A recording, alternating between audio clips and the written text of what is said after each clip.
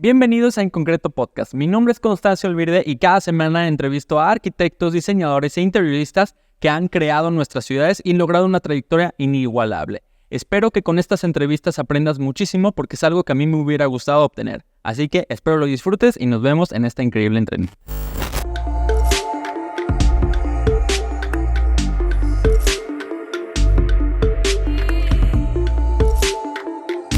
Rebeca, bienvenida a En Concreto Podcast. Muchas gracias por invitarme, Constancio. Muy feliz de estar aquí con ustedes. Oye, fíjate que te sigo por muchos años y ya traía ganas de conocerte, veía que haces muchos recorridos en la ciudad y yo decía, luego me voy a meter a alguno. No, claro, bienvenido al que quieras. Ahí andamos dándole con todo y sol. Oye, Rebeca, quiero conocerte un poquito más y antes de pasar como ya la plática como tal, vamos a hablar de muchas cosas sobre patrimonio, sobre la ciudad, pero te voy a hacer preguntas para romper el hielo, vamos a llamarlo así. Y quisiera preguntarte cuál fue tu película favorita de niña. Híjole, ¿qué tan niña? La que tú te recuerdas. Me gustan mucho las películas súper fantasiosas. Digo, ya no estaba tan niña, pero una película que sí me marcó mucho se llama Tideland.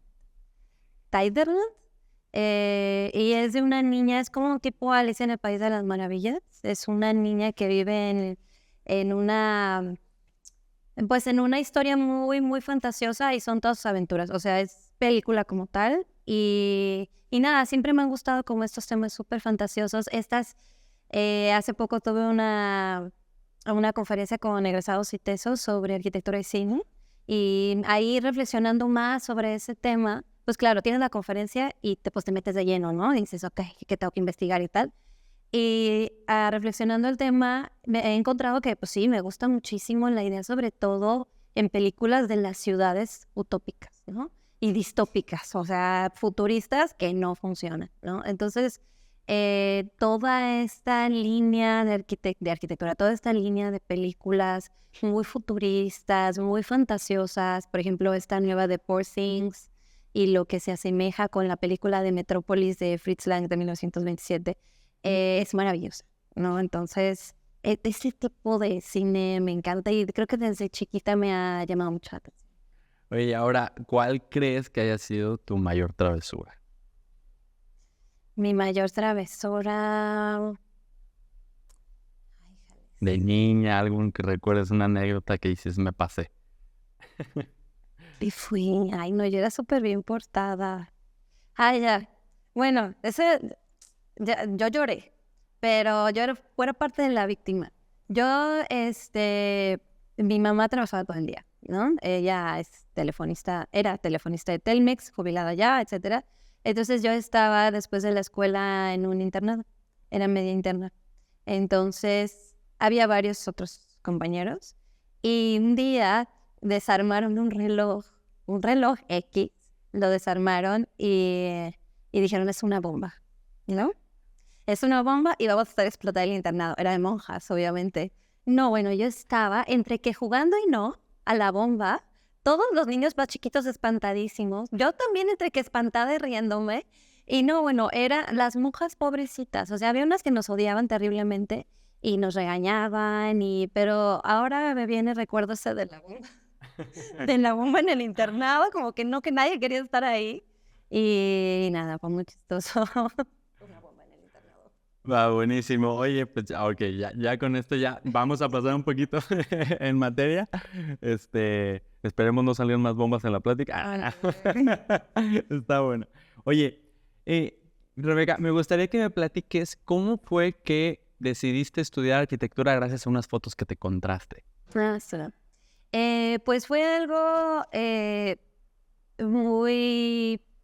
Creo que después me di cuenta, o sea, esto pasa como a los 17 años, ¿no? Que vas a entrar a la carrera, que es una edad hiper temprana para decidir tu vida, ¿no? Literal, es tu vida. Entonces, a los 17 años, o de algunos de 18, pues muy pocos se conocen realmente, ¿no? Muy pocos saben, pues, de qué es, o sea, qué vienen, de qué van, ¿no? Entonces, nos dijeron en la prepa que buscáramos cosas que nos gustaban entre nuestras entre nuestras cosas en nuestro cuarto y fue cuando me encontré yo buscando así de a ver quién soy, qué me gusta, buscando pues pues qué me identificaba, ¿no? Entonces vi que dibujitos, que revistas y luego vi un montón de fotografías de arquitectura, pero un montonal, sobre todo de, como te comentaba, arquitectura histórica. Entonces, pues, casas viejas, arquitectura antigua. Y esto, ¿no? O sea, que eran estas fincas donde no aparecía nadie en la familia más que la arquitectura y muchas iglesias y me clavaba con qué dice y dice algo en latín y las fotos y dije, ok, me gusta la arquitectura. Y se me hace, yo no tenía ningún tipo de relación con ningún tipo de arquitecto. O sea, en mi familia, toda mi familia vive en Estados Unidos, literal 8 hermanos de mi mamá viven en Estados Unidos. Nosotros, ¿por qué? No vivimos allá, tema de mi madre, ¿no? Entonces no tenía como ningún tipo de familiar encaminado a temas artísticos o arquitectónicos o a los que ver, nada. Entonces, pues nada, me encuentro estas fotos y digo, me gusta, voy a darle por aquí, medio que me enteré de que iba en la escuela, o sea, el ITESO, y dije, porque estaba entre Quad e ITESO, ¿no? Y yo, no, pues es que el Quad, pero no conocía literal a nadie de uno u otro, ¿no? O sea, como igual algún profesor, algún conocido. Entonces, pues ya, después ya empecé a investigar un poquito más de la licenciatura, poquito, o sea, lo que puedes investigar a los 17 años, a ver. Y ya de que el plan de estudios, y pues ya dije, no, pues es que como que no me encuentro en otra cosa. Había pensado fotografía, pero después dije, no, pues de fotógrafo, o sea, de fotógrafa, ¿qué voy a hacer? Me voy a morir de hambre. Pues bueno, arquitectura, ¿no? Entonces, a partir de ahí es cuando empieza esta emoción y este viaje interminable en la arquitectura. Oye, ¿y cómo fue que poco a poco te fuiste encaminando hacia temas de patrimonio? Porque sé que una vez que terminaste la carrera, lo típico fue que, como cualquiera recién egresado de arquitectura, trabajaste en otro despacho, un despacho haciendo proyectos. Pero, ¿cómo fue que te fuiste encaminando hacia la parte de patrimonio? Pues mira, yo creo que a diferencia de la mayoría que termina la carrera y trabaja y luego como que busca qué show, creo que yo siempre, aunque me perdí un poquito en los 5 años de la carrera entre lo que me gustaba y no, creo que siempre fue el tema de la arquitectura patrimonial. A que luego entendí la palabra patrimonio, ¿no? Luego entendí que eran esas casas viejas, que ahorita me choca decir casas viejas porque son fincas antiguas, casas históricas, tienen su nombre, su apellido, su corriente arquitectónica. Em, pero sí fue muy interesante cómo yo entré con esta idea, me topé con otra cosa, o sea, me topé con la licenciatura en arquitectura encaminada, en ese entonces nos encaminaban mucho al urbanismo, muchísimo al urbanismo, a ecotecnologías, sobre todo en una especie también, y el desarrollo creativo, ¿no? Fíjate que no salí mal yo en cuanto a calificaciones, era como estudiante, no promedio, sí sacaba buenas calificaciones, sin embargo yo me veía que no era tan creativa como otros compañeros y que les decía, ¿por qué te sale tan rápido? O sea, a mí me costaba. Me acuerdo que imaginar un corte me costaba muchísimo trabajo en primer semestre. O sea, ¿cómo vas a cortar la casa? Entonces, generalmente los que tenían mayor facilidad eran los que venían de entornos relacionados con la arquitectura, ¿no? O el arte. Entonces, bueno, yo entré con esta idea de patrimonio, de historia, sobre todo, y me encuentro con este programa de estudios que pues no tiene nada que ver, ¿no? Encaminado hacia estas otras cosas. Me enamoro, obviamente, de la carrera. Los profesores buenísimos te enamoran, ¿no? Empiezas a conocer las diferentes líneas de la arquitectura, lo interesante que es cada una, lo complejo y cómo para hacerlo bien, te debes de especializar en eso, ¿no? Entonces, yo me metí a una asociación civil que se llamaba Tu Techo Mexicano Occidente. Me metí como por 3 años, casi ya en los últimos años de la carrera, y eran ecotecnologías, ¿no? Entonces, pues yo decía, pues me late esto, pues ir a los lugares fuera de la ciudad y ayudar, porque eran ecotecnologías, pero en entornos marginales, en diferentes comunidades indígenas. O sea, estaba muy padre. La verdad era, pues, un ambiente muy, muy amigable, muy bonito, de mucho, darle mucho a la gente, y la gente también es muy agradecida. Obviamente todo gratis, ¿no? Y parte está bien chiquito, ¿no? Está en la carrera. Pero tuve por fin, en quinto semestre, quinto, sexto, tuve la materia de patrimonio. Que para ese entonces, que 2007, más o menos, para ese entonces tampoco era muy común que en las carreras de arquitectura tuvieran materias de patrimonio. En este caso, la clase de taller con relación a patrimonio. Entonces, pues me tocaron profesores restauradores que también daban clases de historia y, bueno, no había historias, porque habían quitado todo el programa de historias y teorías, pero estos profesores, en las clases que te daban, metían cositas de historia, porque nos decían, ay, pobrecitos. Les hace falta. Ajá, les hace falta, ay, muchachitos, así de mal van a salir. Entonces, pues me inspiraron muchísimo. Todas las historias que contaban, todos los proyectos que contaban, los proyectos que desarrollamos ahí, aunque ahora los veo ya más grandes, pues tampoco eran muy complejos, pues, pero en el meterte en la casa antigua, el hacer el levantamiento, que te explicaran el tema de los deterioros, muy por encimita, claro, pero simplemente te decían, hay una línea que se llama esto, que estudia esto y que es compleja, al igual que ecotecnologías, al igual que urbanismo, al igual que diseño arquitectónico, etcétera, ¿no? Entonces, como que yo vi en ellos un modelo a seguir, ¿no? Entonces dije, no, yo necesito ser como ellos, ¿no? Que saben muchísimo, que se mueven en estos ambientes. Y es cuando regresó esta idea súper fuerte en mí sobre la arquitectura antigua, ¿no? Que dije, bueno, es que yo estoy bien. Y el tema del diseño arquitectónico, de arquitectura nueva, pues sí lo hacía, pero tampoco era como que me matara de emoción, ¿no? Es como pues, lo desarrollaba, no me iba realmente mal, pero no dejaba mi vida ni mi aliento por eso, ¿no? O sea, no me llamaba la atención.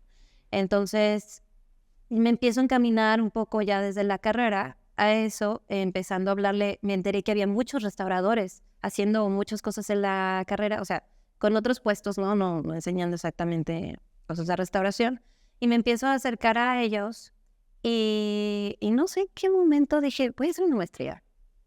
Creo que me quería salir de mi casa primero. Entonces, Por ahí empezó. le pregunté a un profesor y que era restaurador y le dije, quiero hacer una maestría en restauración, ¿qué hago? Y me dijo, hay 2 muy buenas maestrías cerca. Está Michoacán y está Guanajuato. Déjame ver. Clink, clink, clink. Llama, oye, fulanita, ¿quién está de coordinación en Guanajuato de la maestría en conservación y restauración? No, pues que la Gusa. La Gusa es un súper personaje, una arquitecta química, restauradora, o sea, tiene una historia increíble, que da clases en la maestría de restauración y sobre todo da clases de iconografía y iconología. Todo lo que significa el tema, todos los, se les llama atributos, o sea, para identificar un santo, te fijas en el color de la ropa, que San Francisco va a tener la cuerda en la cintura con los nudos. ¿Qué significa cada nudo? Que el que tiene el perrito, que es dominico, que el perrito con el fueguito, que bla, bla, bla, ¿no? Entonces dijo, no, bueno, esa es una buenísima maestra y está en Guanajuato. Entonces, vete tal día. Y me regresé y me dice, ¿sabes qué? Guanajuato es la opción. Te voy a recomendar. Y yo, o sea, casi ni tuve clases con él, le caí bien y me recomendó. Entonces, yo empecé a hacer los trámites de la maestría justo antes incluso de egresar de la carrera. Todavía no habías terminado como tal la carrera y ya estaba haciendo el trámite. No. O sea, me aventé literal, fueron 7 años. O sea, los 5 de la carrera más los 2 de la maestría. No tuve ningún tipo de break. No, para nada, porque los exámenes para entrar a la maestría eran en verano. Y yo antes de salir de la licenciatura me dediqué a estudiar para los exámenes. Entonces, claro, los exámenes eran de historia, de teoría y de material. ¿Historia de qué? Historia de la arquitectura, teoría de la arquitectura y materiales constructivos. ¿Materiales o física de materiales? Una cosa así. No, bueno, o sea, y te daban un listado como de 30 libros, de los cuales solo 3 podías conseguir en una librería. Todos los demás solo en biblioteca porque son súper antiguos, ¿no? Y lo que hice fue hablar con los otros arquitectos, otros profesores que sabían de historia, y así de voy a entrar a esta maestría, no tengo ni idea de qué es la arquitectura del siglo XVI. O sea, no tengo ni idea. Y me van a preguntar de eso, porque viene que un libro se trata de eso. ¿Qué es eso? Y estuve varios meses estudiando desde el ITESO, ¿no? Y con los profesores en su oficina.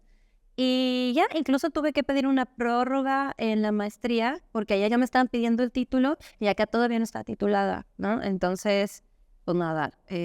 O sea, ya te habían aceptado en la maestría, pero tuviste que pedir pausa porque todavía no te entregaban el título. Ajá, tuve que pedir una prórroga para entregar el título después, porque todavía no había salido mi título en la licenciatura. O sea, todavía no me graduaba. Me recuerdo porque tuvimos que ir obviamente a hacer los exámenes y tal, y recuerdo muy bien que me dice la coordinadora, me dice, ¿quién es Rebeca? De todos los que estábamos ahí. Y yo así de, yo tenía 22. Yo soy Rebeca. Ok, vienes muy bien recomendada. Y yo, ¡qué escándalo! ¡Padrísimo! Entonces, pues nada, la armé súper bien. O sea, como venía de la carrera, venía de la friega de los últimos años, de los últimos semestres, la armé súper bien. O sea, salí con una excelente calificación, era la mejor de mi grupo, porque pues estaba chiquita, literalmente fui a vivir allá solamente a eso. Era la más chica del grupo. Era una chica. ¿Quiénes más estaban? ¿Qué perfiles había? Mucha gente era de gobierno. Mucha gente ya tenía puestos de gobierno y necesitaba la maestría como para avalar temas de esos puestos, o tenía intención de entrar a puestos de gobierno. O sea, te estoy hablando de...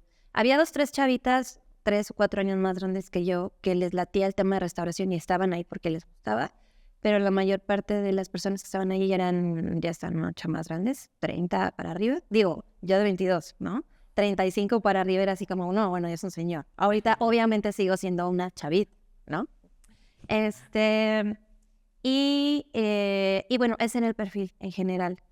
Padre, porque era gente que ya sabía mucho del tema, que ya había trabajado en el tema, entonces nos platicaba, y aparte éramos de diferentes lados, habíamos 2 de Guadalajara, había de Zacatecas, de Aguascalientes, de Ciudad de México, de otros lados de León, de Celaya.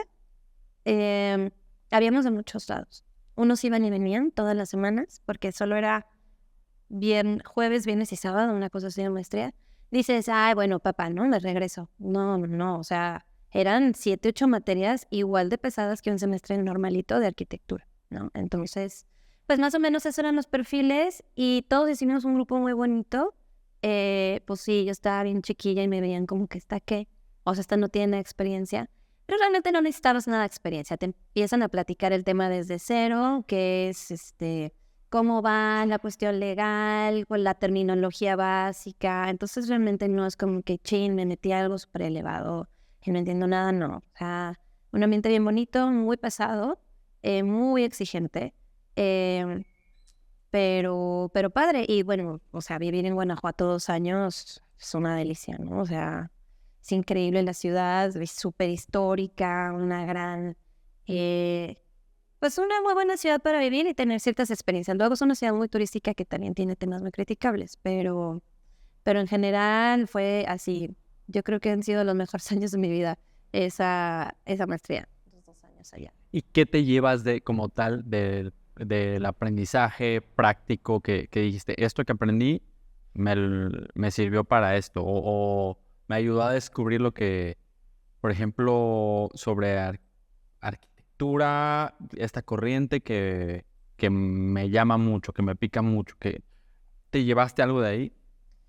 Pues mira, te encaminan mucho, ya sabes, como las carreras, ¿no? Que el ITESO se encamina más que para estos puestos y tiene líneas más, por ejemplo, en su momento yo tenía líneas más de urbanismo, que el CUAD se especializa más o mejor en temas históricos y teóricos, ¿qué tal, no?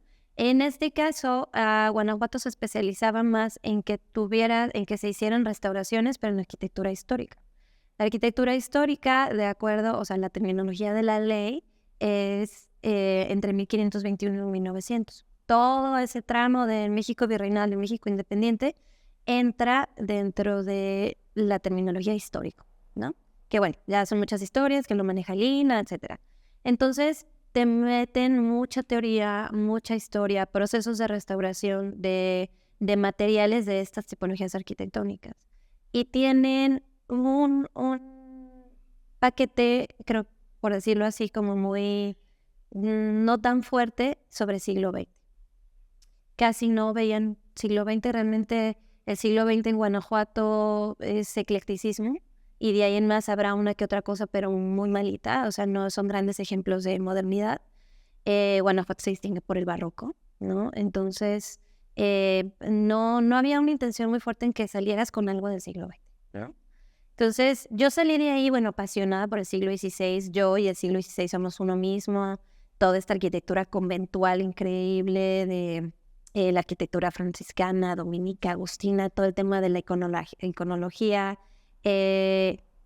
No, bueno, o sea, yo voy a restaurar un convento del siglo XVI, que cada rato en el INAH, Instituto Nacional de Antropología e Historia, salen convocatorias, sobre todo después de los temblores o después de catástrofes lamentables, salen muchas convocatorias para ir a restaurar, ir de comisión a restaurar, para arquitectos restauradores o solamente para restauradores de objetos, bien de bienes muebles. Entonces dije, no, pues yo me la voy a pasar aquí. ¿Convocatoria tipo concurso? Ajá, sí, tipo concurso, pero son muy rápidos porque necesitan la gente, pero de ya. Entonces, pues yo salí así. Pero cuando regresé, pues fue otro tema, porque pues aquí no hay arquitectura del siglo XVI. Aquí no hay tanta arquitectura barroca, ni tanta arquitectura histórica como tal. O sea, sí, tenemos todo el centro histórico, sí, del siglo XIX, XVIII y XIX. Sin embargo, una arquitectura singular, excepcional, no sé, un Cabañas, un Teatro Degollado, tal, hay, pero muy poco. Son contados. Son contados. ¿Por qué? Porque realmente Guadalajara, o pudiera aventurarme a decir Jalisco, no era un estado o una región en su momento que tuviera mucho dinero en el virreinato o antes de 1900. Cuando una ciudad tiene dinero, se refleja en su arquitectura, ¿sí? O tú tienes dinero, tienes una super casa, ¿no? Entonces, Guadalajara no tenía dinero y se puede ver en una arquitectura que no es muy prolífica. En todas estas corrientes que pasaron siglo XVI, XVII, XVIII, no es muy prolífica. Hay de muy buena calidad, claro, pero son muy contadas. O sea, edificios barrocos, híjole, no creo que haya más de 15. Cuando hay ciudades, Zacatecas, Puebla, o sea, con una cantidad de edificaciones barrocas increíbles, ¿no? Entonces, ya estando acá y de regreso, o sea, yo terminé y me regresé, me di cuenta que pues la arquitectura de Guadalajara es una arquitectura del siglo XIX y del siglo XX, sobre todo de finales del XIX, que es cuando el tema del porfiriato, que entran muchísimos extranjeros y la ciudad empieza a crecer muchísimo en un tema comercial muy fuerte y en un tema de textiles y de papel. Entonces empiezan estas grandes, como las fábricas de Francia, que tienen una historia increíble, ¿no? Estas familias francesas que llegaron a vender corsetería y perfumes y terminaron haciendo grandes almacenes. Entonces es cuando realmente Guadalajara empieza a tener ya un ingreso constante de dinero, por lo que ahora sí empieza la corriente arquitectónica que le tocó, bueno, en este momento es el ecléctico. Entonces ya empezamos a tener una relación muy fuerte con esta arquitectura y un desarrollo urbano muy fuerte con esta arquitectura. Y ahí ves toda la americana, ¿no? Que anteriormente eran 7 colonias diferentes. La francesa, la Reforma, la West End, la americana, la que era la americana, que era súper chiquita y donde está Libertad. Y todo eso se formó pues, por todos los extranjeros que llegaron, americanos, alemanes, franceses, a hacer todo este tipo de colonias con estos nuevos desarrollos que se venían manejando en Estados Unidos y en Europa, ¿no? Pero solo ahí, o sea, realmente ves que la belleza, al menos de Guadalajara, está en el siglo XIX y el siglo XX. Y luego ya te metes al siglo XX y no olvidas. O sea, ya vales. O sea, te enamoras de todos los colores del siglo XX. Son como 8, 9, 10 corrientes arquitectónicas diferentes, cada una con su propia personalidad, corrientes completamente barriales, como Art Deco en Analco, que es increíble, corrientes más burguesas como el eclecticismo a la americana, corrientes más modernas como el agua azul y luego las escuelas de arquitectura. No, bueno, o sea, te enloqueces. Pero sí, digo, creo que sí es importante mencionar que llego, me doy cuenta un poquito de esto, pero quien realmente me encamina, pues es una arquitecta restauradora con la que empecé a trabajar y ella fue la primera que me dijo, ¿qué arquitectura te gusta? O sea, ¿qué te late a ti? Y yo, no, pues así. Y me dice, no, chula, pero si vas muy mal. O sea, como de, no, me dice, es el siglo XX. Y yo, el siglo XX, o sea, de que tuve una clase en la maestría me la pasé de noche. O sea, un profesor que yo no lo aproveché, la verdad. No sé si sea bueno o malo, pero no iba con mi método usual de enseñanza. Ajá, sí, porque lo que aprendiste en la maestría más bien fue un proceso de restauración enfocado a lo que me comentabas, siglo XVI a siglo XIX. Ajá. Y llegas a Guadalajara y... Ajá, y dices, pues no hay tanto de esto, ¿no? Entonces, esta arquitecta, que es la arquitecta restauradora Arabela González, me dice, no, o sea, es el siglo XX. El siglo XX es el tema, ¿no? Ella hizo la misma maestría en Guanajuato. Entonces, ella fue, pues siempre ha sido una gran maestra hasta la fecha. Le agradezco muchísimo. Ella me encaminó en este tema de siglo XX, desde verla y por qué y las investigaciones que había sacado, su historia. Tenía también una historia padrísima de que estuvo en algunos puestos de gobierno, donde hizo las monografías, que son las blancas, de los arquitectos locales, ingenieros. Entonces, pues me fui empapando mucho de eso y pues ya me casé con el siglo XX. O sea, casada, sin divorcio, nunca. Pero específicamente en el movimiento moderno o en las diferentes corrientes como Art Deco, el funcionalismo. Todo el siglo XX. Parte del siglo XIX y todo el siglo XX. Todo. O sea, es muy hermosa la arquitectura moderna. Es increíble. Son modernidades. Entonces, estábamos hablando en una clase hoy en la mañana. No es que haya sido un movimiento o que haya sido una tipología o una corriente en específica. Son modernidades. La doctora Catherine Ettinger ella es de Michoacán y tiene un libro que se llama, dice modernidades, las modernidades de la casa, algo así. Entonces, son modernidades, porque una cosa es la modernidad alemana, otra cosa es la modernidad norteamericana, la modernidad que se vive en México, y sí con tratados o postulados, no tratados, con postulados que se desarrollan, sobre todo en Europa, en Estados Unidos, sin embargo, se regionalizan mucho. Y en cada lado se regionaliza. En el sur también, ¿no? O sea, en el resto de Latinoamérica. Pero es muy hermosa la arquitectura moderna. Sin embargo, es importante ver, creo yo, o sea, el elemento completo, ¿no? El siglo completo, incluso la colita que viene desde el 19. Ver los colores, la evolución, el por qué nace, el cómo se desarrolla aquí, el tema regional, materiales regionales, muy modernos en los 50, pero seguían construyendo con adobe y aplanados de cal, ¿no? Entonces dice, sí, por fuera se ve moderno, pero si le quitas, las entrañas son locales. Entonces, todas estas relaciones entre lo internacional, lo nacional, los nacionalismos que también llegan, estas otras corrientes post-revolucionarias, pues son muy interesantes. Entonces me gusta todo el siglo XX, básicamente. Todo eso parece todo el siglo XX, me gusta mucho. Y cuando llegaste, pero cuando llegas, ¿qué empiezas a hacer como tal? Te empiezas a conocer todo lo que estaba pasando en el siglo XX, te enamoras de toda esta etapa, pero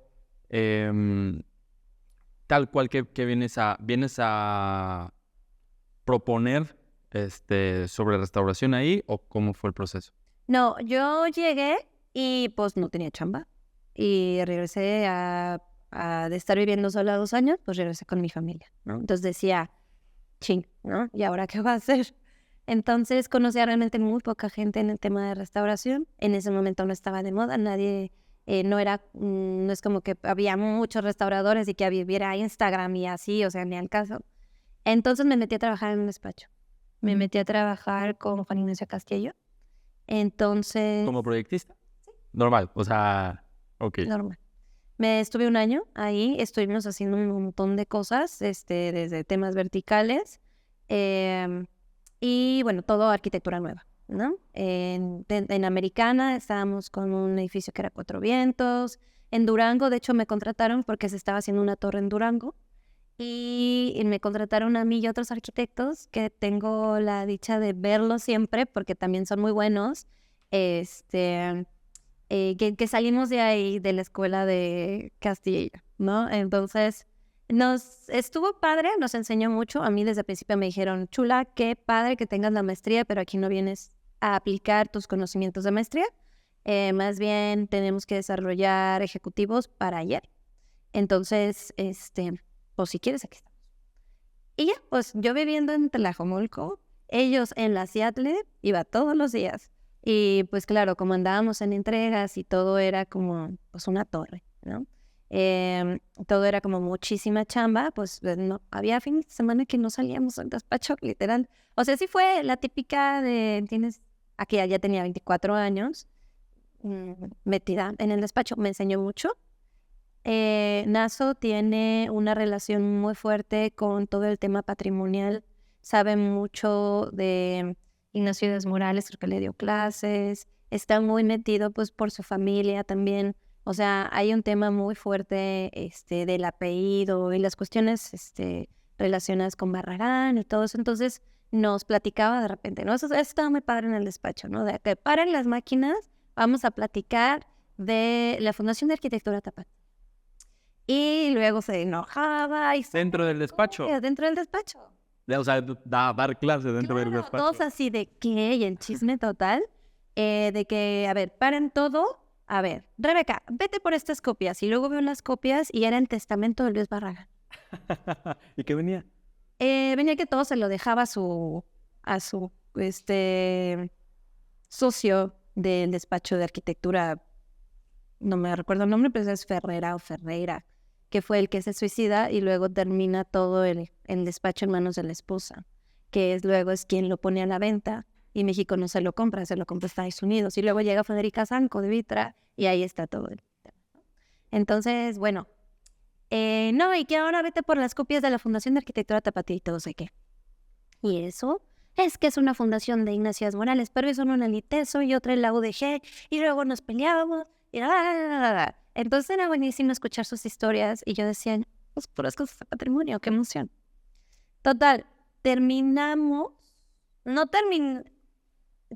el proyecto de Durango y los proyectitos que traíamos acá y me jalan para un proyecto para justo una de las arquitectas que había sido mi maestra en el taller de patrimonio, me llama, si no me equivoco, me llama para hacer un proyecto de restauración. Entonces se armó, estuvo ella, que es casi lo que hacemos nosotras las restauradoras. No es como que tengamos el despacho de restauración, ¿no? Porque realmente la restauración no es tan común y la restauración es muy cara, ¿no? ¿Es más esporádico? Es más esporádico. O sea, tú vas a los despachos. Bueno, a lo mejor sí, claro, que sí habrá muchos despachos en Ciudad de México, etcétera, que es el despacho y puros proyectos de restauración.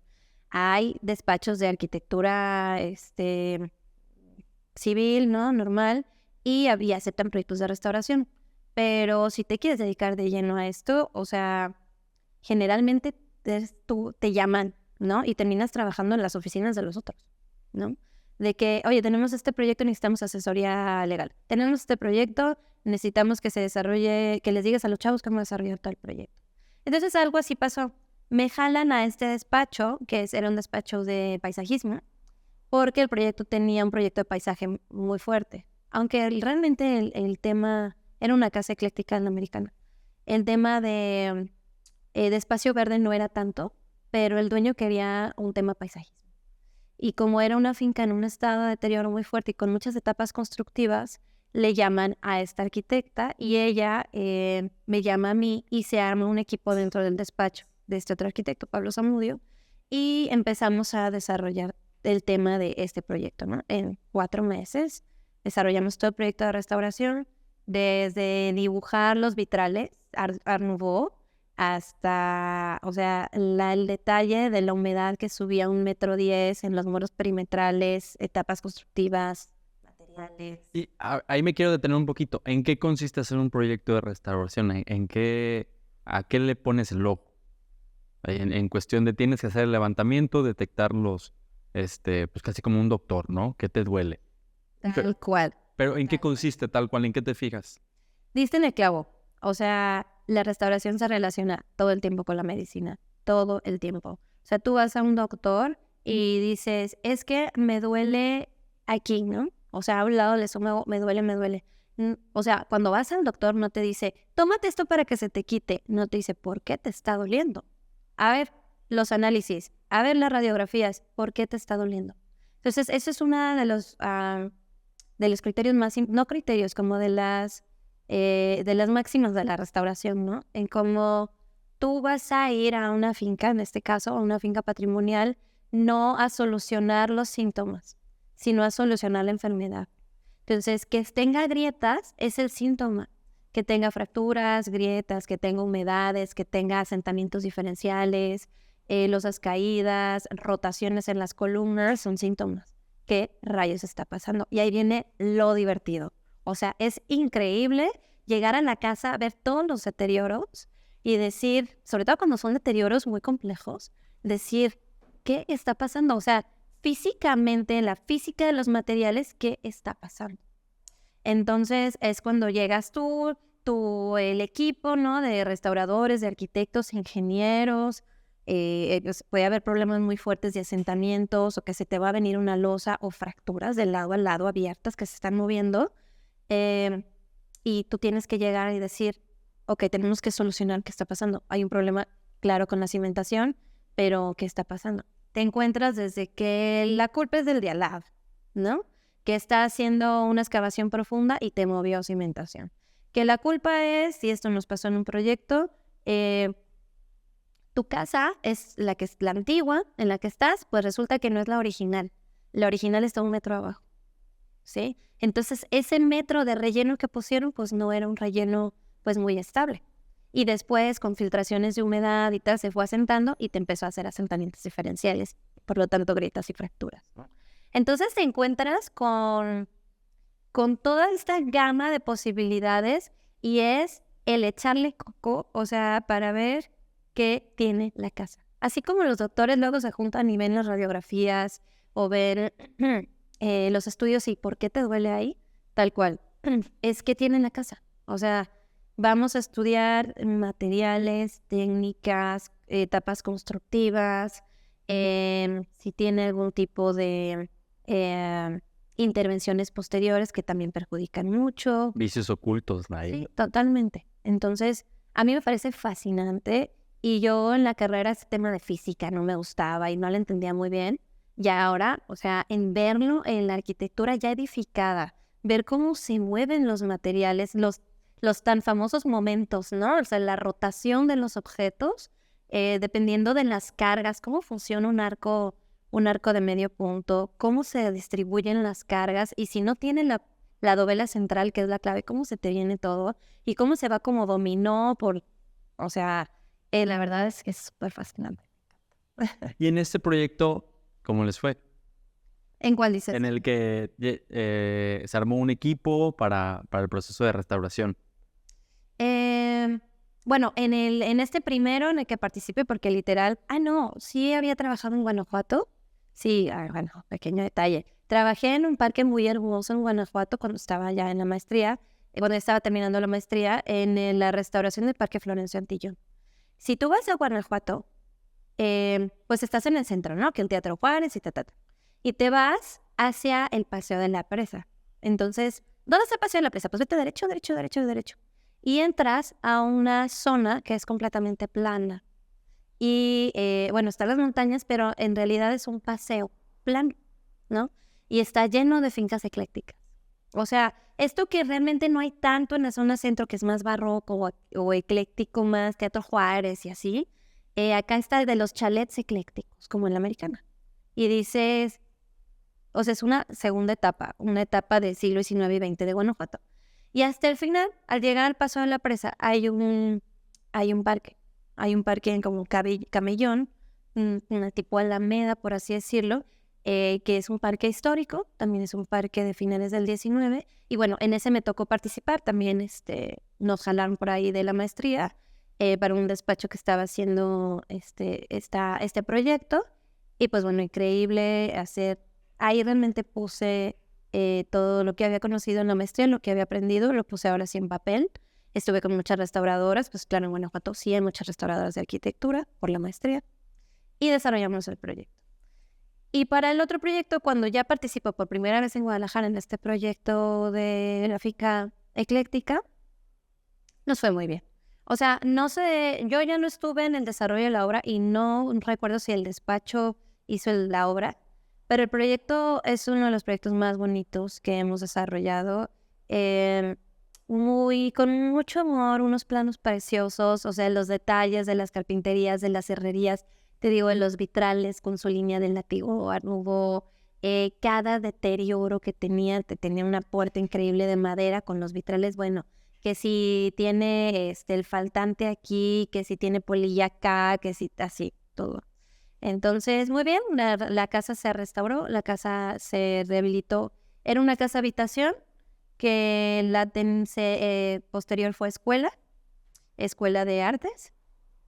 Cuando nosotros empezamos a intervenir o empezamos a hacer el proyecto, ya se había, seguía siendo escuela de artes, pero ya la gente no estaba, ¿no? O sea, estaba todo en pues su infraestructura, tenía muchas etapas constructivas, o sea, tenía muchos agregados nuevos, muy malos, por cierto. Y ya pues lo que nosotros hicimos fue este tema de retirar todos estos elementos, de hacer el proyecto, y bueno, ya la empresa, no sé si la empresa, creo más bien, se encargó de la obra. Y pues ahí están muy lindas, se hicieron oficinas, y quedó muy bien. Oye, y ahora, uno poco a poco se va dando cuenta de, aquí en el caso particular de Guadalajara, que hay muchas fincas que están abandonadas, que pues, por lo mismo sufren deterioro, el abandono, incluso que las llegan a invadir, pero ¿a qué crees que se deba esto y que propicie que la gente no les haga algo, o sea, que no las intervenga, porque se vuelve muy costoso, no sé, pero ¿de dónde nace el problema? Pues, o sea, ¿de dónde crees que venga de que empiece el deterioro? Pues obviamente, a ver, son casas muy grandes, para familias muy grandes de hace varias décadas, ¿no? Lo que va pasando con estas casas, y me ha tocado hasta en mi propia familia, es que las personas se van quedando solas, ¿no? O resulta que la casa es para 10 hijos, ¿no? Lo que en general sabemos. La casa le dan 10, entonces lo primero que quieren es vender. O casi a lo mejor quien se quedó en la casa cuidándola, pues es la señora que cuidó a la mamá, la típica hermana que cuida a la mamá, sola se queda. Las historias que casi siempre llegan de estas casas es que son casas que quieren vender porque eran de muchos hermanos, son casas que se las queda una sola persona porque es la única hermana que se quedó ahí y que le dejaron la casa, y que esta persona no puede darle el mantenimiento. Una casa patrimonial, una casa antigua, si no le das mantenimiento, si no haces acciones de conservación, que son acciones de mantenimiento, se te cae en nada. O sea, ¿qué es? Quitar la hojarasca de la techumbre, cambiar impermeabilizantes. Por ejemplo, muchas casas están hechas de adobe. Si el adobe no tiene un recubrimiento, o sea, el enjarre, el adobe es tierra. Le cae agua y se te derrite. Como mazapán. Ajá, y estamos hablando de casas de 40, 50 centímetros de ancho de muros, ¿no? Entonces se te empieza a deshacer, sobre todo con la humedad, en la parte de abajo se te empieza a socavar el muro. Entonces, si no haces las actividades de mantenimiento necesarias para que no se deteriore, es un ciclo que empieza y empieza y empieza y luego ya no lo puedes parar. Y en el momento en el que quieres pararlo, ya empieza a ser muy costoso.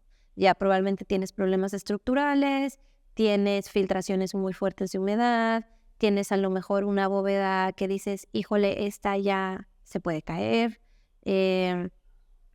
Por ejemplo, tu estructura de madera también ya puede estar muy húmeda, o tu estructura de metal puede estar muy oxidada. Entonces, la restauración en general es una actividad muy cara. Sí, que se vuelve casi un lujo para las familias que lo puedan hacer, ¿no? Sí, es una actividad muy cara porque requiere de muchos especialistas.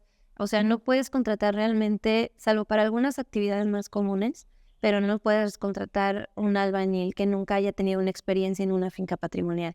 Casi siempre se contratan técnicos restauradores. Muchos de ellos son que han salido licenciaturas de arte, otros de ellos que se han formado desde chiquitos en temas patrimoniales, en temas de obra patrimonial.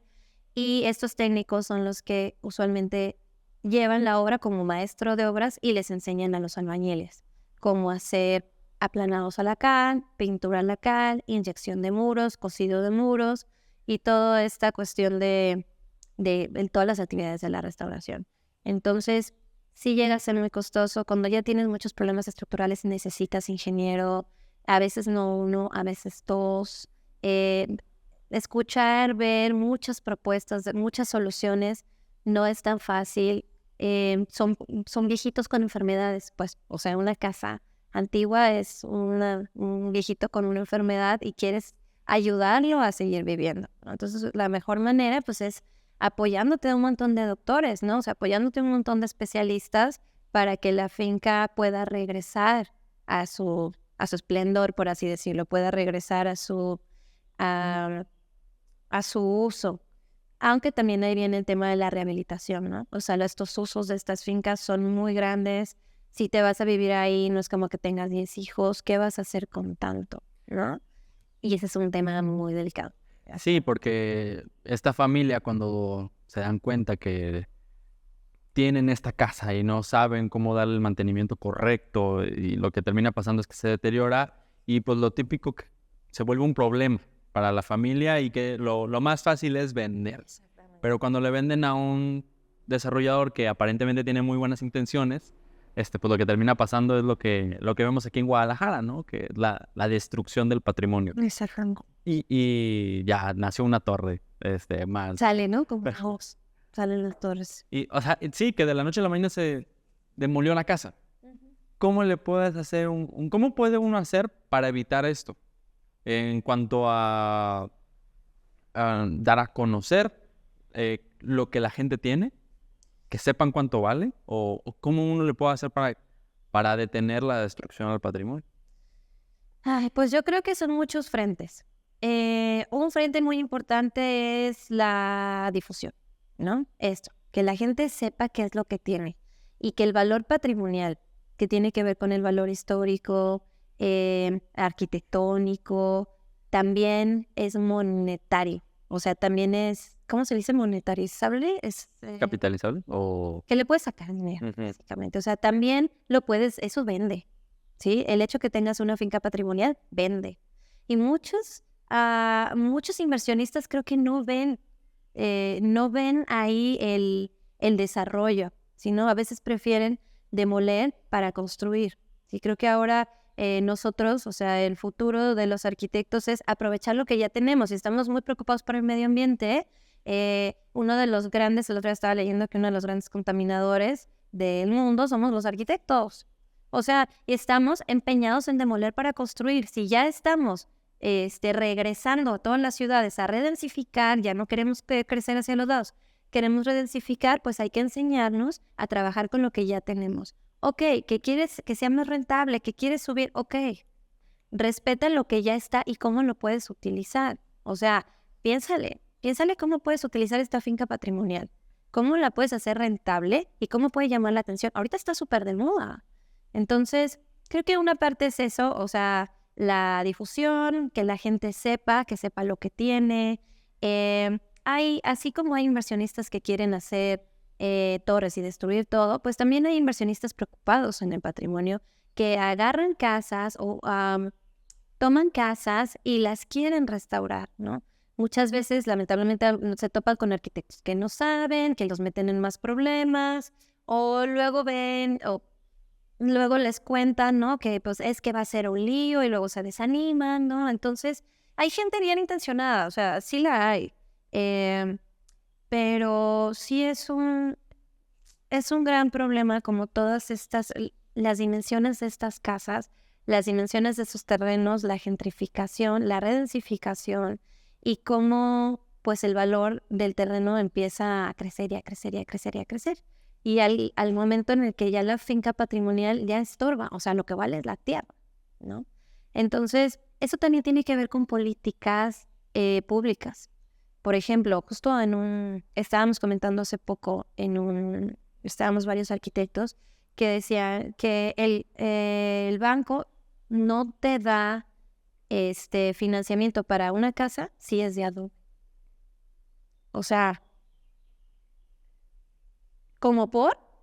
yo me encantaría vivir en el centro, de verdad.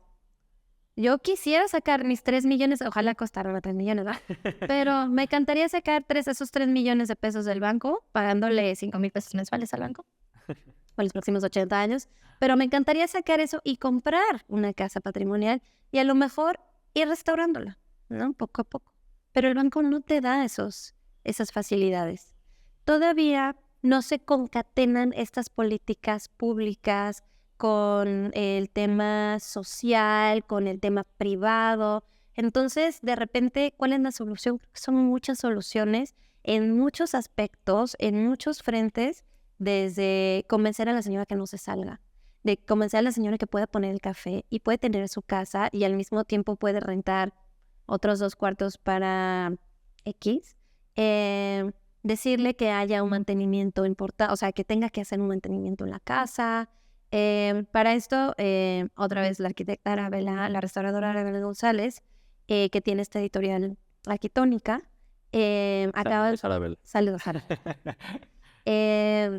Acaba de sacar el año pasado un manual de patrimonio, ¿no? Entonces, es que justo le decía a los alumnos, es que este manual está padre que nosotros lo tengamos y chévere, ahí ves el asunto, ¿no?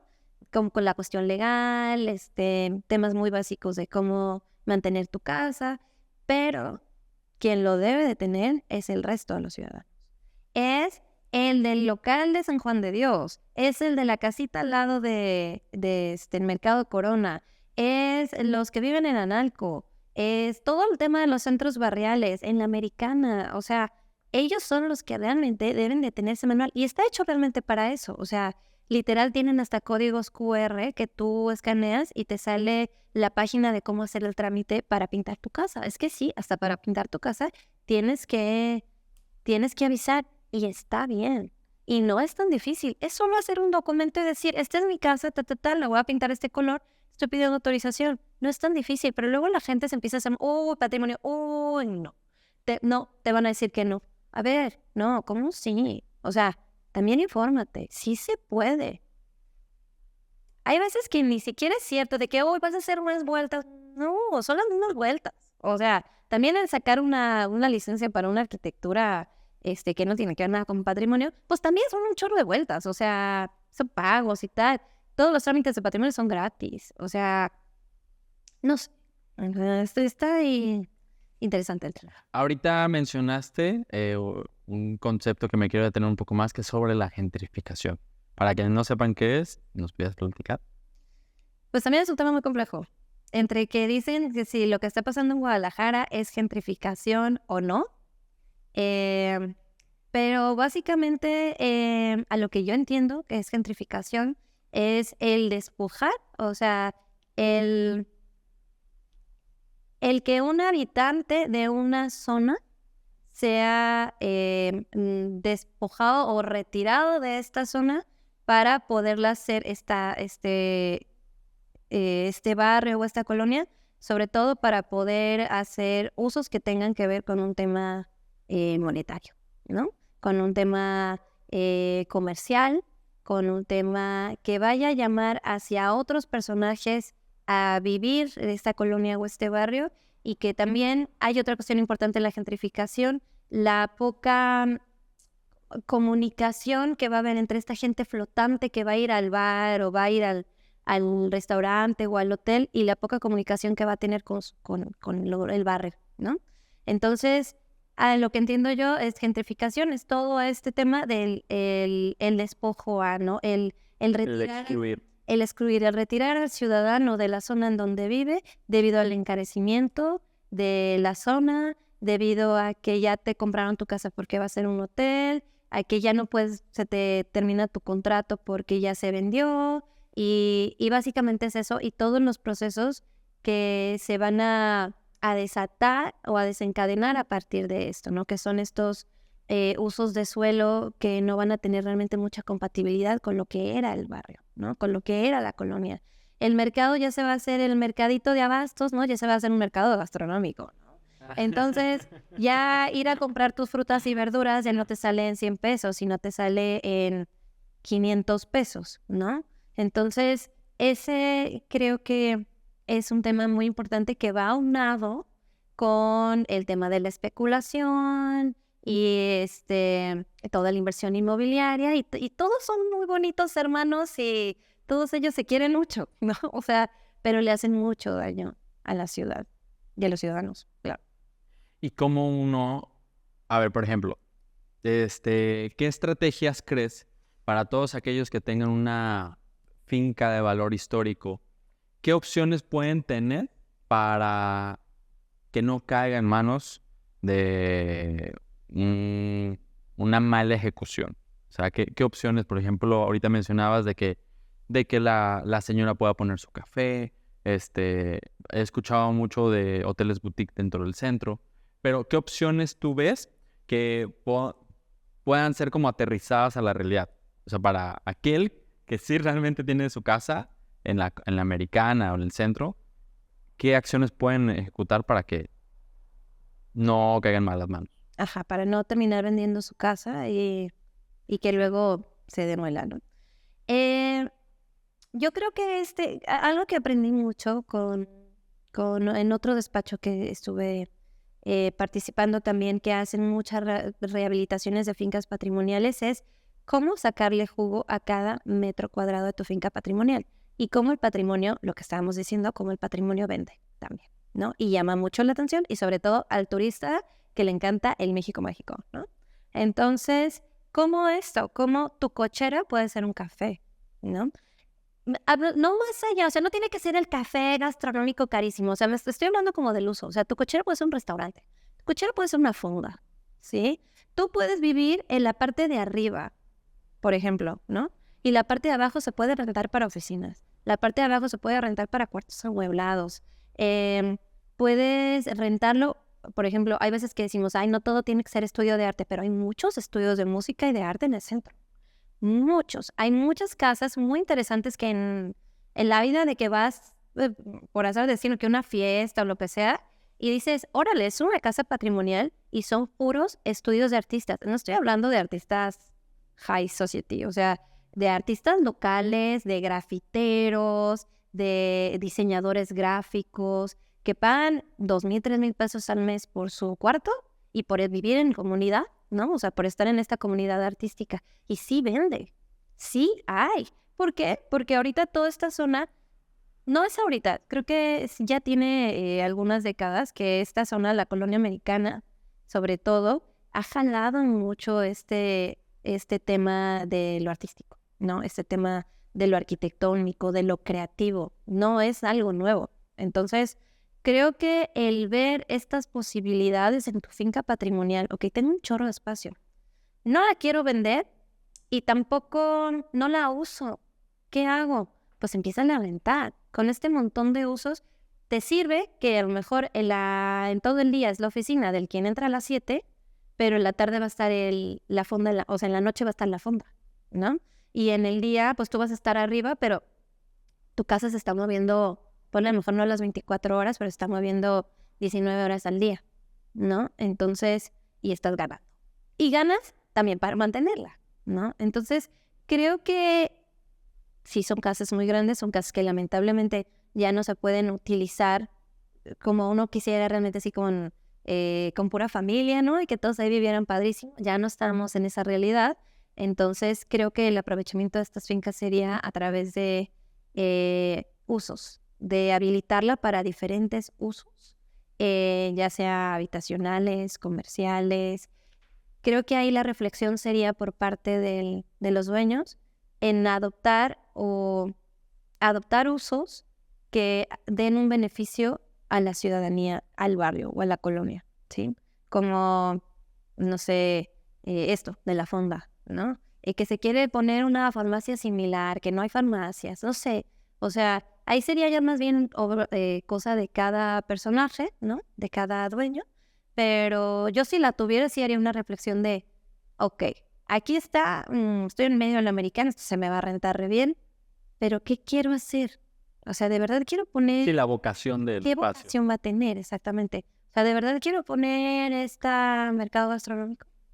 O sea, igual no sé, ¿qué tanto le puedo dar también a la ciudadanía, no? Que eso, pues también los arquitectos de repente son muy hippies, ¿no? Y algunos. Entonces, y no es hippie realmente, o sea, vemos mucho, obviamente, por la ciudad y el ciudadano, en cualquiera de sus líneas, ¿no? Desde restauración, construcción, lo que sea. Entonces, creo que es importante esa reflexión y si me hablan a mí como arquitecta que tiene que ver con el patrimonio, restauradora, lo primero que tienes que hacer es esta labor de concientización, y hacia tu cliente, ¿no? O sea, el cómo es importante que sepan lo que tiene y a través de eso cómo buscar un uso que también sea redituable para el cliente, ¿no? Entonces, bueno.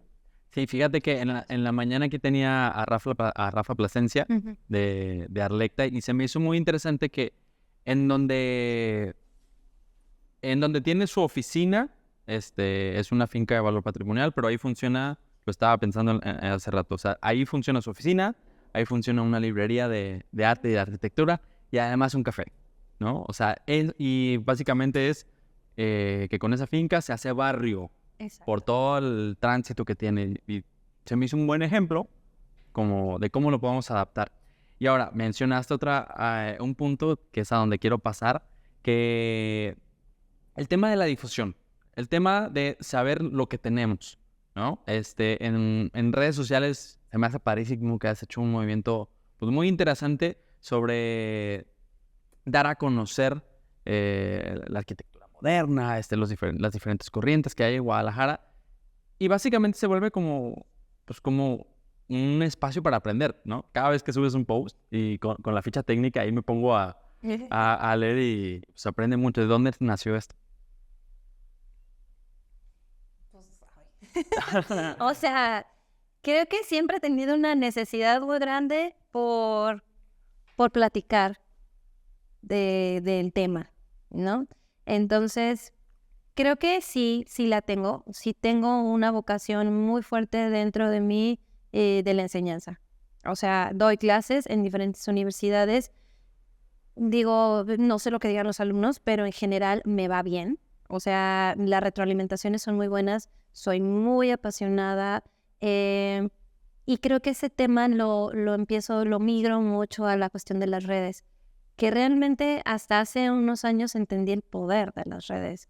O sea, yo empecé el Instagram con mis cosas súper personales y poniendo fotitos de casas y ya está, ¿no? Oye, el Instagram. Y poniendo fotitos de cosas, ¿no? Entonces, y de repente veo que empiezo a tener seguidores y yo, ¿quiénes son? O sea, ay, ya no me sigue nomás mi mamá, ¿no? O sea, y luego pongo más fotos y me empiezan a preguntar cosas y luego más fotos, seguidores y más fotos y yo, ¿qué está pasando? Y entonces empiezo a ver que porque justo hoy estaba recorriendo mi Instagram hasta abajo y mis primeras fotos son del 2011. Entonces, poco a poco me di cuenta que el Instagram es un elemento, no para tan chavos de repente, pero sí para ciertas generaciones es un medio de difusión muy importante. Porque es algo que ves muy rápido y eso es una información rápida, fácil, legible. Entonces me empecé a dar cuenta de esto y de que a través de esto yo podía comunicar toda esta pasión fuertísima que tengo por la arquitectura patrimonial, ¿no? El Instagram está ubicado solo, y tal cual dice arquitectura del siglo XX. He mencionado cosas de otras tipologías arquitectónicas anteriores, pero como también mucho se comenta, son mucha de esta arquitectura sí se ha perdido, pero mucha de esas, debido a su historicidad, se defiende sola, ¿no? Mientras que la arquitectura del siglo XX no, debido a que es muy cercana a nuestra fecha, la gente no la considera importante, la considera algo de ayer y que, ¿por qué se tiene? O sea, si no está decorada, no se ve antigua, no es de adobe, ¿no? No tiene madera, ¿por qué? Entonces, pues nada, empecé a ver que, bueno, esto de la arquitectura del siglo XX, desde que ya había trabajado junto con la restauradora Arabella González para el INBA, haciendo una revisión del catálogo de fincas patrimoniales de Jalisco, pues me estuve empapando de toda esta información. Y dije, es que la gente no sabe que esto existe. O sea, lo sé yo porque me caminé todo Analco. O sea, son alrededor de 40 y tantas mil fincas las que revisamos. O sea, fue una labor de 5 años. O sea, me lo sé porque caminé La Perla, porque caminé Oblatos, porque me sacaron un rifle en la experiencia. O sea, ¿Por qué? ¿Por estar? por estar tomando fotos, sí, pero de chamba, o sea, con todo y gafetes y todo, sí, no, o sea, normal, ¿no? Entonces dije, esto lo sé yo y lo sabemos el equipo y lo saben las tasas normativas, pero ¿quién más? La gente no sabe de estas casas, o sea, y pues porque no va ahí, porque no vive ahí, no tiene familiares, como porque va a ir a La Perla, ¿no? Porque va a ir a Oblatos. O sea, si no tiene nada que ver con aquello, ¿no? Entonces, empecé a ver que era un medio de difusión muy fuerte, muy bonito. Realmente mi tendencia es hablar de lo que se me viene de la cabeza. O sea, si digo, oh, sí, hoy nació Porfirio Díaz, pongamos todo el amor a Porfirio Díaz que tengo en mi corazón. Porfirio Díaz, vean todo lo que hizo para el aniversario de la independencia, ¿no?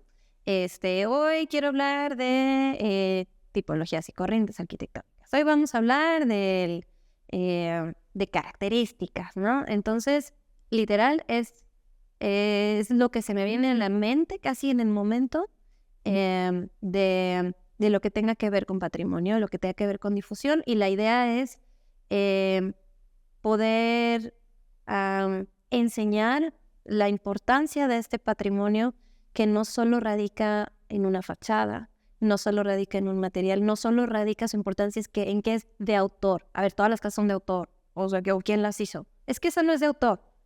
Entonces, ¿quién la hizo? O sea, ¿la hormiga o qué? O sea, todas son de autor, ¿sí? Aquí el punto es que esos autores no están investigados, ¿no? No está documentado. No está documentado. Entonces, es importante dar a conocer que sí existen estos grandes ejemplos de fincas, desde Art Deco, arquitectura moderna, eclécticas, que no se conocen los autores, no se conocen los constructores y que son igual de importantes que las que sí, ¿no?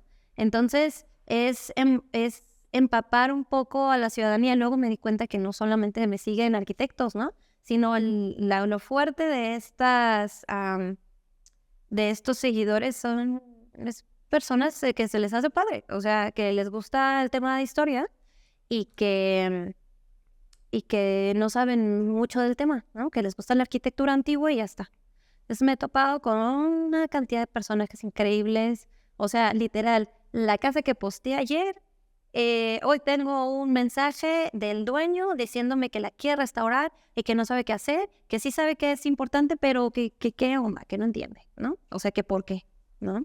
Entonces, pues nada, creo que es un medio y que luego entendí que también es un medio que da chamba.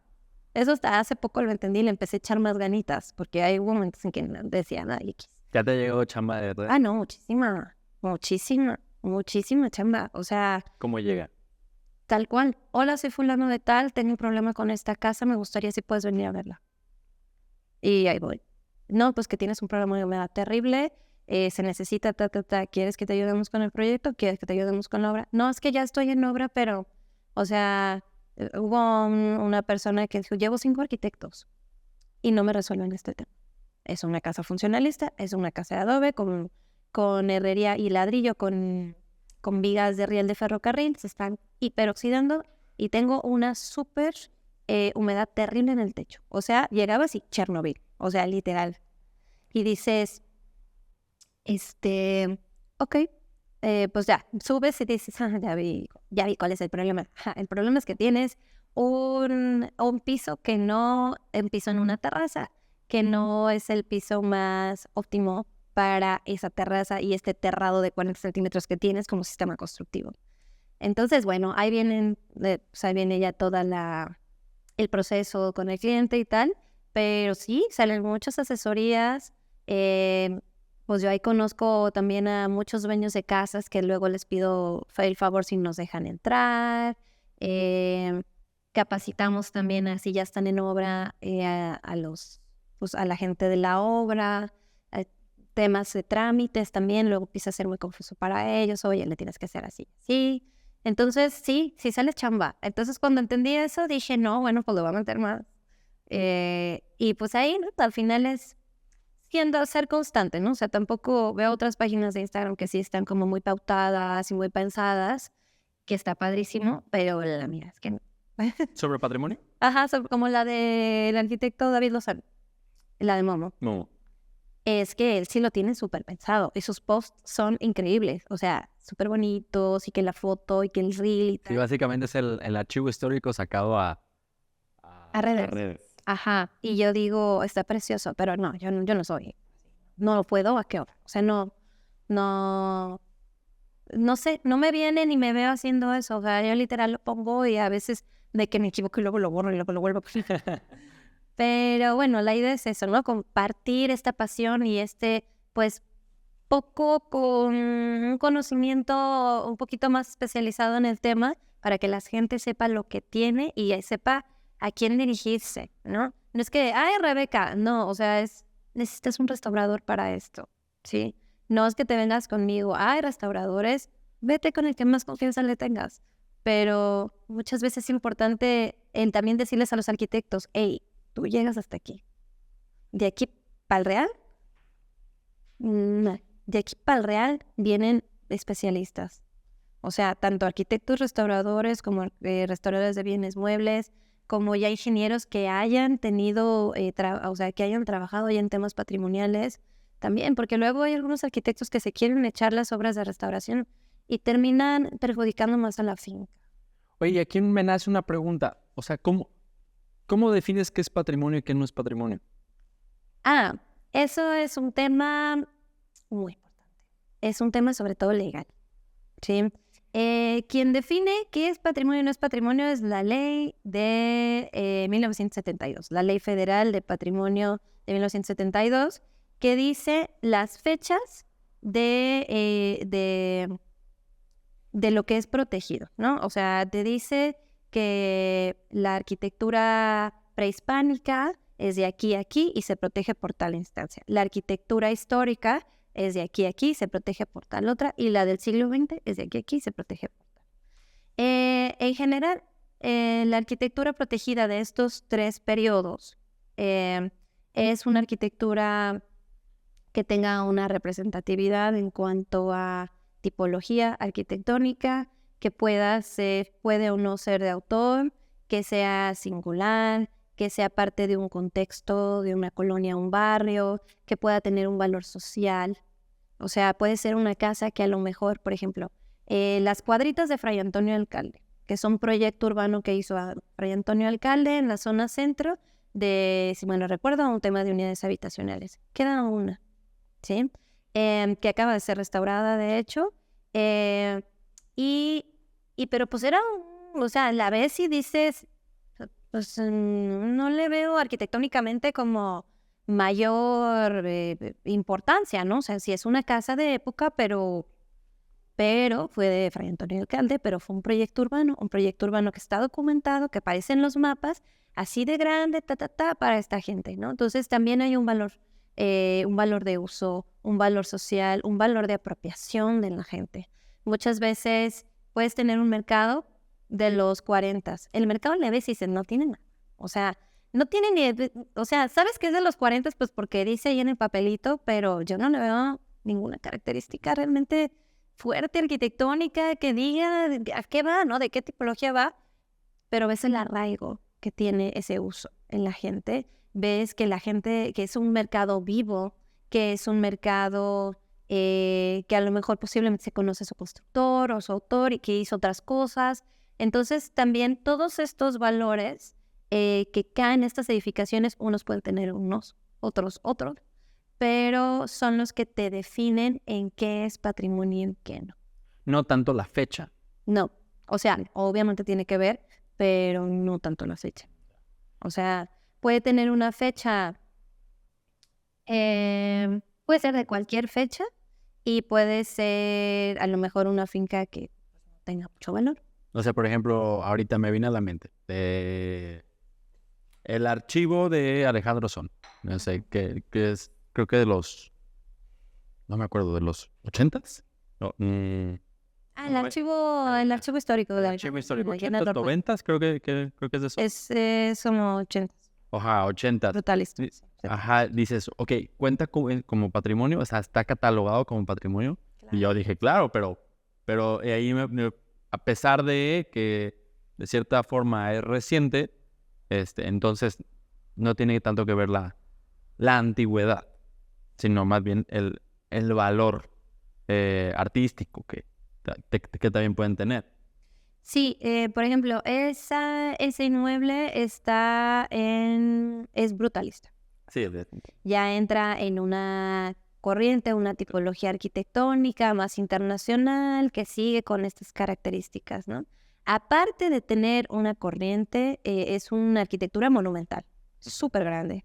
Aparte es una arquitectura que tiene todo o sea, es un complejo arquitectónico. No solo es eso, sino también está formado por una fuente de Fernando González Gortázar, que está allá, está formado por varias edificaciones que hacen un conjunto de la misma época. Aparte tiene un uso público y actualmente es utilizado, y aparte tiene un autor conocido, un autor que tuvo mucha obra, un autor muy importante que entró en esta arquitectura moderna y empezó a incursionar en hasta dónde te daba el material, ¿no? Y en los paraboloides y en toda esta cuestión. Entonces, empiezas a tener toda esta información y dices, no, es que sí vale. Sí, porque traté de acordarme y dije, uno más reciente, o sea, el que no sea tan antiguo, para ver si puede entrar dentro de la categoría de patrimonio. Uh-huh. Porque fíjate que yo me empecé a meter al tema de patrimonio, o sea, me empezó a picar ahí cuando en la escuela me dijeron que leyera La Fundación de un Sueño. De Fernando González de Gortázar, ¿no? De cómo, y te das cuenta cómo Guadalajara fue, pues es de cierta forma una hija de la Bauhaus. Así, o sea, una hijita que ahí está, ¿no? Y no sé, me picó muchísimo como gente que aprendió de estos maestros de la Bauhaus, pues de cierta forma aquí hizo pininos también, ¿no? Claro. Y se dejó aquí pues mucho legado en la arquitectura moderna. Exactamente, y Guadalajara es un crisol de modernidad, o sea, literal. No lo tiene, si bien obviamente la Ciudad de México tiene también un patrimonio importantísimo moderno, pero yo creo que Guadalajara es una importante perla muy brillante en cuanto a patrimonio moderno, y todo fue debido a la Escuela de Arquitectura de la UDG, ¿no? Todo fue por este sueño muy visionario de Ignacio Díaz Morales, en que se trajo a profesores que de la Ciudad de México, bueno, cuentan que unos de que no se querían venir porque estaban peleados, y otros de que no aceptaban que los sueldos eran muy bajos. Entonces, pues claro, o sea, es que eso es visión. O sea, la gente con dinero y con visión tiene el mundo en las manos. O sea, se va a Europa y dice, pues estos compas están en la posguerra total, ¿no? O sea, no, pues, o sea, Cufal de 20 y tantos años, adiós, ¿no? O sea, claro que me voy contigo, pero para ayer. O sea, empiezan a invitar a toda esta gente, y pues es gente muy dispuesta, ¿no? O sea, que está viviendo una gran depresión económica y social, y pues creo yo que le ofrece una salida buena. Imagínate lo que pensaban que era México en ese entonces. Sí. Si ahorita todavía piensan que es un nopales, o sea, imagínate en los 40s que era México. O sea, puro desierto. Yo no sé por qué nos relacionan con el desierto. O sea, pero puro desierto y sombreros. O sea, ya no sé. lo que decía Hollywood, supongo.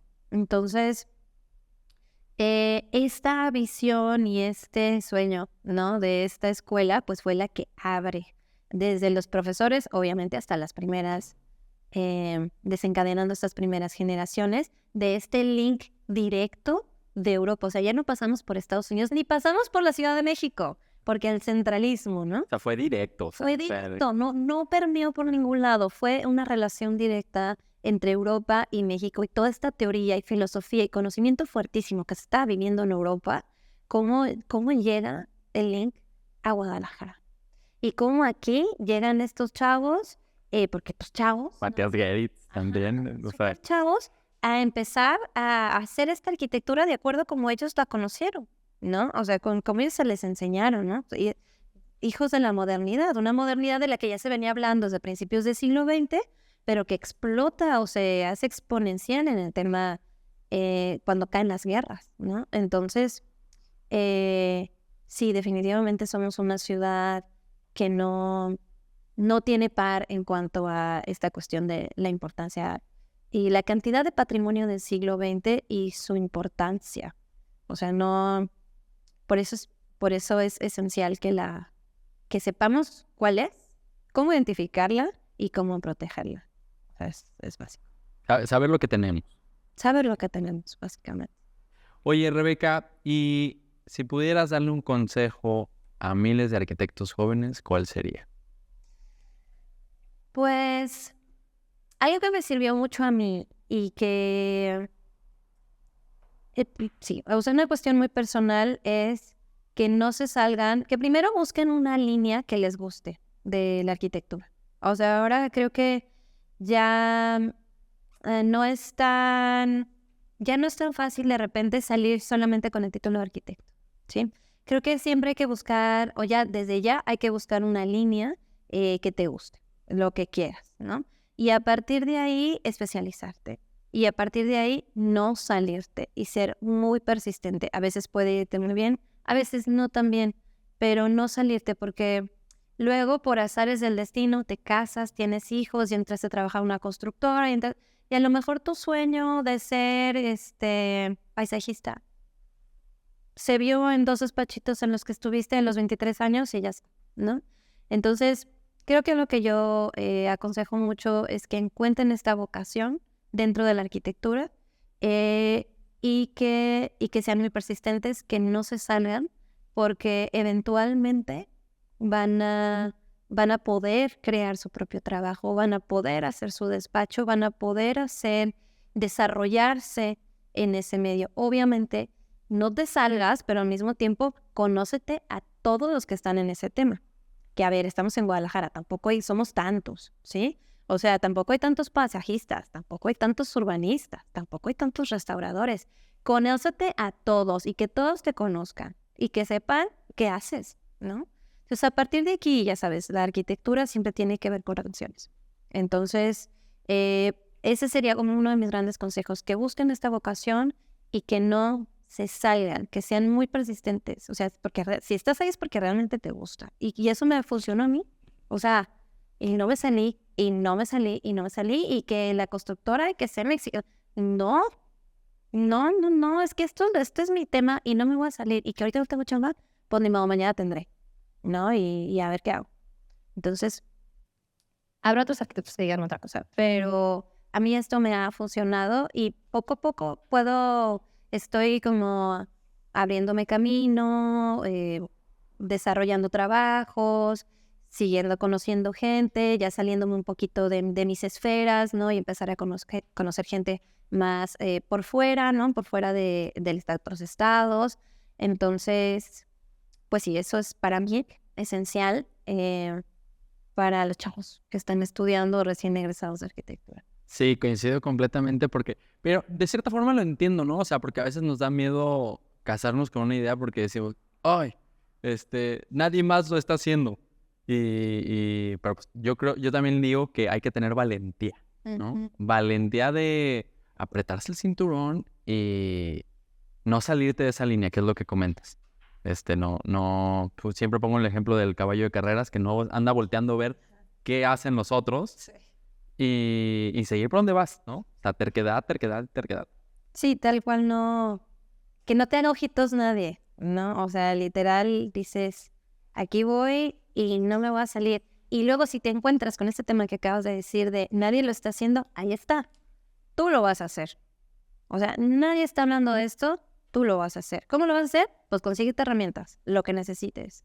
Que dices capacitación en redes, en programas de 3D, hazlo, porque ahí está el nicho, ¿no? Entonces, eso creo que es algo que me ha ayudado mucho también, de que, es que no hay muchos restauradores y tal. Bueno, pues Hay ahí una oportunidad. ahí hay una oportunidad. ¿Cómo dicen? Donde hay una desventaja, es una oportunidad. ¿Cómo va el Pues yo lo digo que donde hay vacíos, siempre hay un hueco donde puede uno llenar. Exactamente. Sí, entonces, pues obviamente es chambearle, ¿no? Pero sí enfocarte en eso y no salirte si realmente, pues, quieres que sea pues, tu vocación. Y además de que ya vivimos en la era de la especialización. O sea, Totalmente. no puede haber todólogos ya. Sí, hay muchos arquitectos ya más grandes que critican mucho eso. Es que son chavitos que se van a hacer su maestría y regresan, ¿no? Y yo así de, yo soy esa chavita que fui a hacer mi maestría y regresé. O sea, y sí, no tuve experiencia cuando hice la maestría, adquirí experiencia en la maestría y me regresé y dije, sé esto, no tengo experiencia. Y sí me contrataron. O sea, sí me contrataron y sí trabajé y he trabajado con, yo creo que la mayor parte de la gente que tiene que ver con patrimonio aquí, ¿no? O sea, contigo tengo todos, voy a trabajar, claro que sí, mucho gusto, ¿no? Entonces, hay generaciones, ¿no? O sea, luego generaciones critican a otras, pero sí, estamos en la época de la especialización y el de que ya somos muchos. O te enfocas, porque si no, la competencia entre el grueso en este caso, de los arquitectos, está muy fuerte, ¿no? Entonces, sí hay que especializarse y enfocarse. Digo, es que lo dijiste, es un tema de generación. O sea, ok, entiendo al arquitecto de los 50 que te sabe diseñar un mueble, una silla, que es básicamente un Pedro Ramírez Vázquez, ¿no? Que te hace el logo, que te hace el estadio, que te hace la casa. O sea, ok, lo entiendo, ese perfil de arquitecto es chingoncísimo, porque se necesitaba, porque no había muchos, pero ahorita es el problema de que somos muchos, que sabemos hacer lo mismo, ¿no? Entonces ya tiene uno que destacar en diferentes áreas. Oye, Rebeca, ¿algo más que quieras agregar? Muchas gracias. Muchas gracias por invitarme. La verdad es que estos espacios abiertos al final es lo mismo, ¿no? O sea, es el tema de la difusión, es el tema de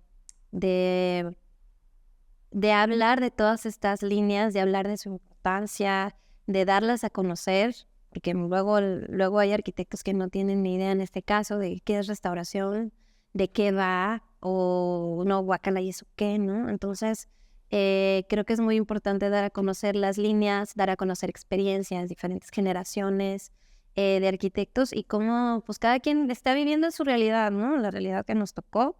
Y cómo, pues a través de las experiencias de otros sí puedes aprender, ¿no? O sea, si alguien te dice, híjole, métete ahí porque ahí está el tema, te puedes meter, o sea, o no te metas ahí, pues no tienes por qué quemarte para saber si el otro se quemó, ¿no? O sea, no tienes por qué a fuerzas hacerlo para aprender, ¿no? O sea, es como, a mí me dijeron que no, pues no. Entonces, creo que está bien padre, la verdad, felicidades, está padrísimo el tema de la difusión y pues dar a conocer más allá de la arquitectura y pues de todo lo que hay detrás, de toda la chamba y las especialidades y todo lo que hay detrás de la arquitectura. Muchas gracias, Rebeca, por todos los buenos deseos. Muchas gracias por venir aquí al podcast. No, gracias. Eres un perfil, yo creo que complementa mucho este diálogo y pues nos estamos viendo. Muchas gracias, Constancia. Eres una persona en concreto y muchas gracias. Ay, gracias. Y bueno, espero hayas disfrutado de esta increíble plática, que te haya sido útil y que hayas aprendido. Envíaselo a algún amigo, colega, compañero de trabajo que crees que le pueda ayudar a impulsar su carrera profesional como arquitecto, diseñador o interiorista. Mi nombre es Constancio Elvirde y cada semana subimos un nuevo episodio con un nuevo invitado. No olvides seguirnos en nuestras redes sociales, estamos en todas las redes como Arcademy y nos vemos la próxima semana con una nueva entrevista. Nos vemos.